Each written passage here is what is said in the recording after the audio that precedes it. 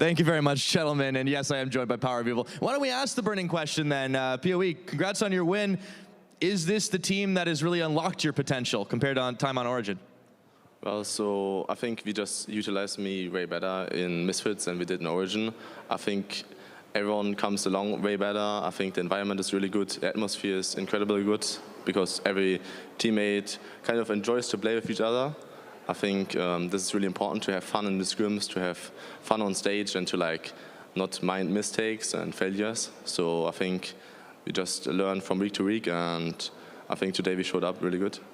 Yeah, no kidding. So 2-0 against Fnatic. I mean, you guys did a great job. And it was really clean, too. I mean, first off, you came from game 1 down a deficit, come back up, outplay. This game, you really gave them no chance. I mean, this doesn't look like the team that snuck into Rocket's base last week. What changed?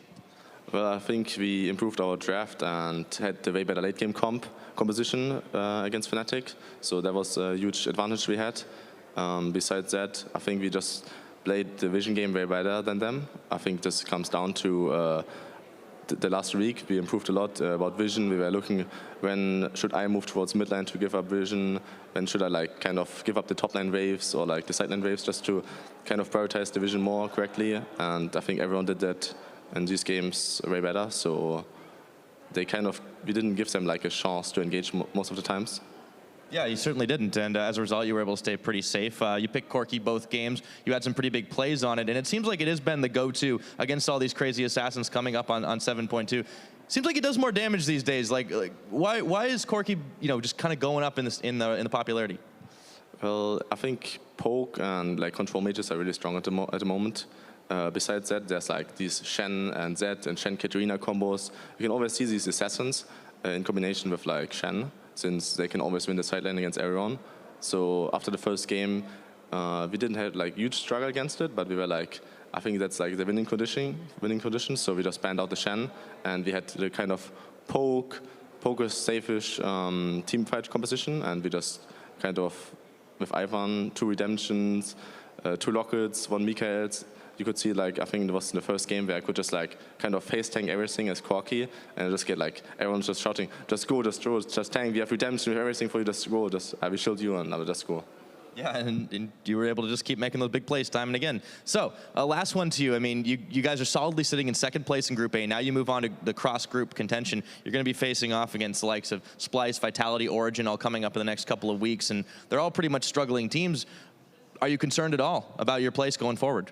Well, so obviously we don't know that much about our opponent group yet. I think we're going to have a good shot since I think we are right now second in our group, and I think it shows that in our players that we can win against everyone. We could even take games against gamers too, and I think the next time we meet them, we can probably take the series as well. Ooh, okay, well, keep that one in mind for when you guys rematch. Thanks again. Congratulations on your victory, PoE. And for now, we will send it off to the analyst desk for the post-game lobby.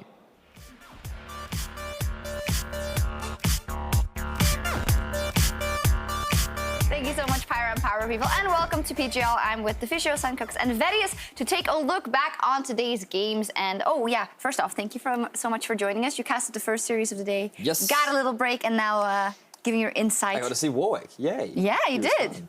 It was yeah. And then the third, no, it won the... It did win the last game, that's true. All right, but the first game was yay. And we're going to talk about Warwick later. We're going to start by taking a look back at Fnatic versus Misfits, the series that just wrapped up. Misfits, they took down Fnatic, and quite interestingly, in the post-game interview with Power of Evil, he mentioned that they had done so much work in terms of seeing the way to play the map and play the game on a macro level, and I think in a week's time, they've done some serious work. Yeah. I agree. I think they played much better towards later stages, especially around certain objectives. We have a replay of just showing some of these Baron calls they made, where they kept starting Baron and then engaged the fight, which was the correct move to make, and they kept forcing Fnatic into team fights. That's going to be really interesting just to see more from Misfits and do this later on, because technically you want a 5-on-5 if you're Misfits here. And how do you force a 5-on-5? You start the Baron. Yeah, I mean, they played much better today, in terms of mid-late game, I think, than they've done other days. But I think the comp kind of helps it as well. So for me to be completely convinced, I want to see them play something else where they actually manage to do this probably without a full poke comp iron where you just screw up as 5 and go. It's a bit more simple than many other late game comps. But we talked about this coming into the game, how playing simpler comps especially in your own region, is very, very smart because you're not beating SKT. Like, this is Fnatic with a lot of new members the Misfits are playing. Yeah, and I just think them actually drafting easier to play compositions and then focusing on improving these macro aspects is the best thing you can do as a new team.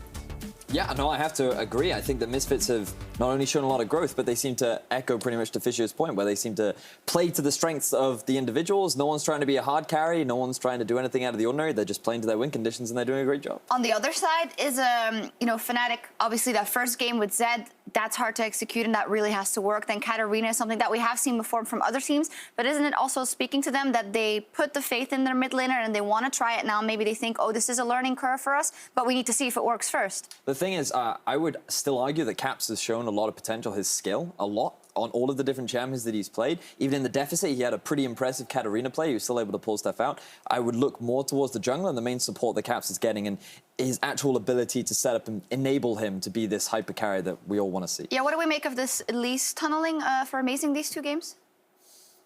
I don't like it personally, but it's easier to say now that Fnatic as a team is not playing that well early on because it is a snowball pick. But I think Amazing is a guy we have to look at, and you can't be happy with that performance. I mean, it makes sense. You want to play against Iron like this full comp that if you go late game, you're going to lose, so you play for the early game pretty much. I just think that there were so many misplays and they didn't close out the games early enough, and then they just go stake in, and it's pretty much impossible to play the games with their picks. But they do get caught a lot. They did get caught a lot. And that's the thing, like we can say Misfits did some really cool, good things, but we also like Fnatic, where they run the snowball comps. The Z1, they did get ahead. They got a few kills. They played 1-3-1. Then they invade too early with certain members. They get caught and die. The game is delayed.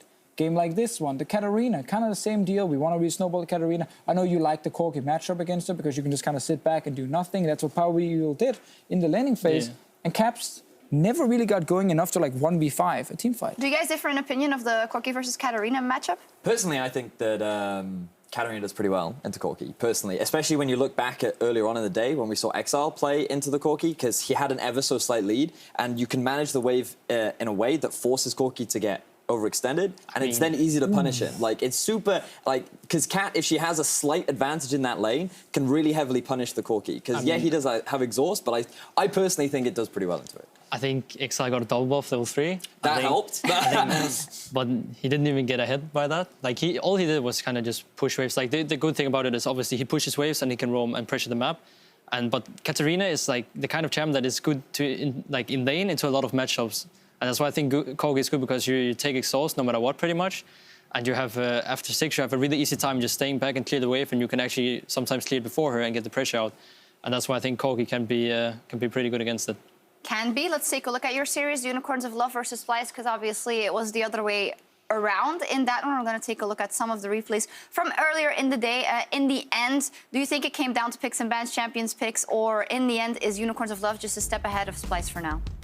I think we did so many misplays today in the early game that they got a lead every single game, and that's kind of I think that was the hardest part for us, not surviving early at all, and then it just kind of snowballed from there. In the first game, we were kind of lucky that they did a greedy Baron and aggregated a package on like 5 members, but I don't think we should have won that game either, so.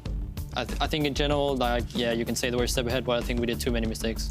Can I ask you about these Baron setups? Because you guys ended up losing 2, which was definitely very unfortunate. But I'm just curious as to what goes through the mind of a team when you are setting up for Baron, when you just have to make that decision between turning and committing to the objective?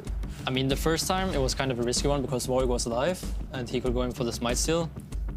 I think we had to take it though either way because we were not in the best state, and I think we had to take the risk of taking it. And even if they commit, we killed all members, so they had no Nash buffs. But the second Baron steal, that shouldn't just happen. Like, it was Varus and Lulu Q's, and I mean, I think Trashy was a bit tilted about it, but we just need to get through it as a team. I think we watched it again, and it was only Lulu. Yeah, it was only Lulu. So basically, Baron was on 725 HP. Smite would deal 850 from Trashy. Someone burst the Baron, and he doesn't smite, so he's obviously late on the smite there, but someone also burst it down to 100, and then Glitter Lance flies. Glitter Lance at 107 damage to take the Baron, while you guys did 12.5k damage. So obviously it's on the jungler right there, because there was plenty of time. We at least won that game, so it doesn't matter that much. We won the game. I want to talk about the bans in that series, because we already talked a little bit about this, and you might disagree with me, but not banning Shen and Ryze, especially in the third game, to me is a mistake, simply because they've shown to be the best pick for Unicorns of Love in terms of both solo laners. They love to play 1-3-1, and Shen saves them so often, allows them to play like super aggressive compared to what we normally see. And with you guys, they're not getting the Rumble because they obviously just banned it in the next rotation, so maybe the mistake was not picking early Rumble. But I think that was a mistake from you guys, not just going Ivern, Ryze, Shen. Screw Zyra and Malzahar. Like, Hylissang has a lot of picks he's using anyway, and just get rid of those. I mean, I can agree on the Ryze ban maybe because he's really comfortable in champ. Like, he was one of the first to bring it ever into competitive play as well, the new Ryze. But I don't think Shen is like that strong. As like, even though they like to play it, and because then Exile can play up and forward, and then they can play 1-3-1.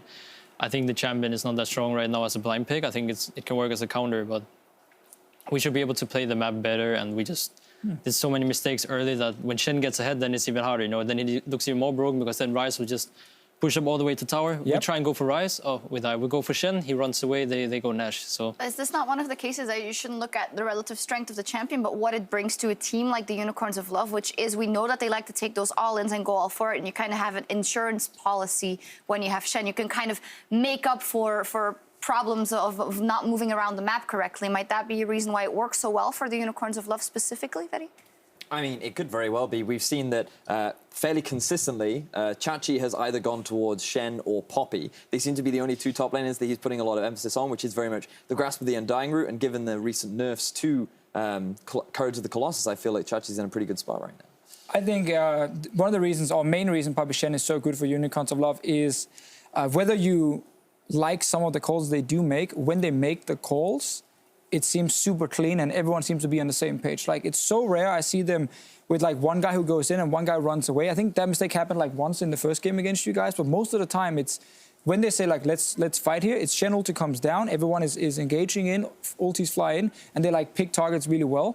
And that's one of the reasons I think this Shen has actually worked almost too well for Unicorns of Love compared to any other team. I mean, I think that's like been the strongest point of view for a long time. Is just they really work together well as a team. You know, maybe not all the time I agree with their calls, but at least they do it all together instead of splitting up like 2 and 3, and then it's even worse. Like, everything they do is pretty much as a team. So I think that's the strongest point about the team. And while I agree with you, Shen is good for them because they like to play aggressive. At least like last split was even, I think, more because they had a more ward-focused jungler in move. I think Sax is more like farm-heavy in a way. But I still think that Shen is like not as strong and definitely countable. I mean, you still played into it in game 1 with the Rumble, and that ended up working out for you overall. So it definitely shows that there are ways to punish it. Behind in that game as well. So. Before we get to the standings, the new pick master, Warwick came out. Yes, it did. We saw some really cool picks this weekend. I was pretty excited the fact that we did get to see Warwick on the first day. There was a lot of discussion in the office as to who would bring it out, and everyone was like, probably Unicorns.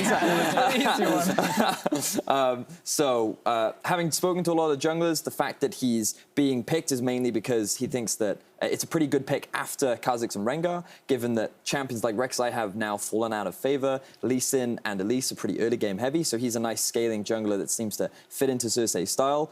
There's a couple of mixed opinions, but he does seem to definitely have an interesting playstyle that's finding his way into the main. I think you watch our first game and then watch the impact of the champ after 30 minutes, and like everybody flashes his ult, and then he's just standing there in the middle of everything. Hello, I'm a wolf. That's true. Can't argue with logic, or actually what happened in the game. If we gloss over the standings after today, though, the Unicorns of Love, they did manage to win that series, and they are now still at the head of Group B with a 4-0. And then the Misfits in Group A, they tie G2 first for Group A because G2 hasn't played a third series yet. Giants are in third, and Fnatic, they fall to 4th, and Rock at 5th. So that's an interesting development for Fnatic. That's not where you want to be, obviously. No, I think losing 2-0 to Misfits, who's another one of these new teams who have made some roster changes, you can kind of expect almost the same from both of them and kind of follow their progression is obviously really bad for Fnatic. There's obviously a lot of stuff to work on. I still think, again, they make things a little bit harder for themselves than maybe they have to. But I also think Misfits just played really well in the second game with their comp. And I think Misfits kind of show some of that progression we want to see, especially because they were so weak in one area. And as Power Vivo said, you know, we're just going to tunnel on that one area, just fix that one area, because we're good enough early game that we can then, you know, just ignore that for now and just work on later. Work on the late game. Anyway, there's some lag on the stream there, guys. It wasn't me. It was the stream and lagging. Trust me. Various, are you a Misfits fan? Oh yeah, I've been a Misfits fan since Challenger. Bias. I was definitely First night now, Misfits. It's got nothing to do with the fact that Alfari is Welsh, I promise. But I actually think that there was a lot of hype coming into them. I know it was mainly surrounded players like Hans Sommer because of his dominance in the Challenger scene, but I think that was quickly debunked very early on into the split, given that Alfari was one of the big shining stars, Ignar in particular, and today we're seeing that Power of Evil has really come out of his shell. Yeah, too. what do we make of this? Power of Evil, it didn't work for him on Origin, and you can't say, of course, there were problems with that organization, but on the other hand, he never really carried that many games either. There was like the champion pool rumblings. What do you think it is that Power of Evil now seems to do better on this team? Was it just a change of pace, or do you not see as much improvement as maybe in this game was shown? I mean, he doesn't really have to be the main carrier on this team. I think like their two sides, like top and bot, is like, I know both of them really wants to be the carriers. Like Alfari likes to play stuff like Jason this, and Hansama Ignar looks to play very aggressive, even though Ignar obviously roams a lot, likes to take control of the map. But I think Power of Evil is just stable. And in this meta right now where Syndra is in and Casher is like his two champions pretty much to play, so I think it's pretty good state for him. Yeah, we had a bit of a talk during the game about possible best mid laners in EU, and you said, well, for me, Caps and Febiven take that place for now. Why exactly? What about their playstyle? I mean, I just think both of them really know how and when to punish, and like the way they play the lane is much better than, I would say, a lot of mid laners in EU right now. I just think in general, like their mechanics is just, I think they're just so much ahead in mechanics than other players. But I think one of the weakness points of like Caps is that obviously he's new and his game knowledge is not that great. And I think sometimes he doesn't play like how he could on side lane when he plays stuff like Sid and Katarina, like stuff that has to go side lane, then he seems to lag a bit. Yeah, I think Febiven has been like the best overall performing member, but also because, as you just highlighted, like he knows what to do after laning phase, and I think he's been very solid. There were maybe some issues in the Unicorns of Love game in terms of team fighting and like picking the right targets, but that's very often also a team thing, like they're calling specific.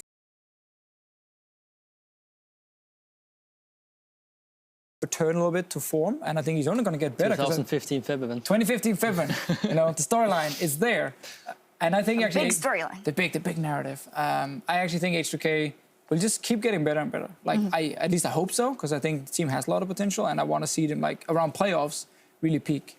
So what about the other mid laners? And is there anyone that has been underperforming? I know you were a very big Knight fan. He was a rookie in summer. I mean, first week I'll agree. Very hard, but in terms of underperforming mid laners, I think that, I don't know if you'd call it underperforming, but Betsy, I'm still yet to see really anything from him, because I know he did have actually a few good performances. Like he was one of those super polar players in summer where he would either like snowball and carry. I seem to remember some of his Swain and Vladimir games. And then if he didn't get Swain or Vladimir, then he would just kind of have these abysmal scorelines. So for me, I'm still waiting to see if he can pull anything out of it. How's Perkz doing, guys? Perkz' laning phase is an issue right now. I think he's gotten better outside of laning phase. That's also their plan, isn't it? I mean, I guess that is the plan right now. Early on in the split, they want to like try and become this like top international team. So they need to like not tilt if they fall behind early. They need to play better macro later. When you talk to the guys, that's what they mention. But I think early game he can still get like a lot better than he is right now. So it's actually hard to say like where I would rank Perkz on the overall mid lane list. We don't need to rank unless you want to. All right, let's not one or rank two him then. apparently. everybody knows he has the potential to like become the best again that he probably was like back in spring last year when he got into LCS. I just feel like right now he doesn't play as aggressive, like as mechanic focused as he was. Like he was really confident how he played before. He would play up and then Trick would be there if you try something with jungler, and if it wasn't with jungler then he could outplay you 1v1 really easily. So I think that's what he kind of miss at the moment. And he talked about it, like he said it himself. He legit said, I'm not focusing just on mechanics, focusing on like, especially like the mental part of the game, like never tilting, which is something that's been a problem in the past. So I think it's cool to see like a player grow in that sense and kind of realize what some big issues are, because you can have the best mechanics in the world. If you get ganked early and die and you didn't tilt, you're useless. Like you won't do anything for your team. Do you think Perkz has it in him to get to the level of what we call in recent history the strongest mid lane performance of an EU, which is 2015 MSI Febiven? The panel, you don't. Just Doesn't Björksen count? He's Danish. I mean, he counts here in Europe. I mean, yeah, I think he has the potential, like, but I think so many people has the potential to, like, it just depends on how much you practice, how much you you want to get it. Like I also think it's somewhat of a meta-dependent thing because for a while, back in summer, we had a lot of control mages, and you could argue that maybe a lot of mid laners had the opportunity to shine. But I think that with more assassins coming back in and Perkz being allowed to pick more comfort champions, I think maybe there's more of a potential. It also comes down to the team a lot. Like, we have to remember 2015 February when he was so good. Had Huni Rainover on one side, who was just going off in every game, and a very stable bot lane and a great shot call as well in the bottom lane. So I think if you have the correct team around you who's also setting you up and the meta fits you, then yes. Let me turn it around. Which mid laner, in your eyes, is not living up to his potential? Not living up like right now. like right now. I would say if you look at 2016 and then the beginning of now. I mean, in first of all, I think Spring Split now, there's a bit more competition in the mid lane than there was in Summer Split. We have some, like again, Caps coming in, February now on HUK, which seems to fit him better, which is looking much better. So in that case, it's harder to say, let's take a Betsy again. It's harder to say, like, is Betsy playing worse? Or is he playing at his level and it was just weaker mid lane pool last split that made him look better? I think that one is actually hard to say. Pavil could have been one to look at, but now he had a really good performance here. What about you? About me? Yeah, like honest question. Do you think right now you're actually like playing under your potential? Maybe not on stage because I don't think we have had the best showings right now. But nah, I wouldn't say because obviously I can talk about scrimmage, you know, but people don't care about that because it doesn't like really show for anything. So I would say no, not really, not right now. I think at Worlds it was like a pretty good performance. Like personally for myself, like everybody was talking about how my laning was so bad and that get behind 10 CS, the 10 CS meme. So I mean, I think I worked on that quite a lot. I think in scrims I'm trying to be more aggressive, and it just hasn't really shown that much on stage yet.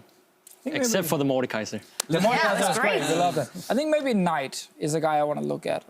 That's like I actually forgot him. Yeah, I actually think Knight is like. Case in point. He had good showing towards the last half of the split last year, but I feel like now he's just kind of.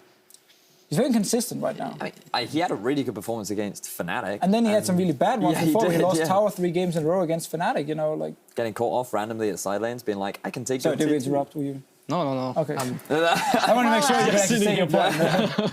Well, we'll see both Perkz and Knight and Febevin and Nukeduck tomorrow because HUK will be facing Vitality and then G2 will take to the Rift against the Giants. We didn't actually mention Nukeduck yet.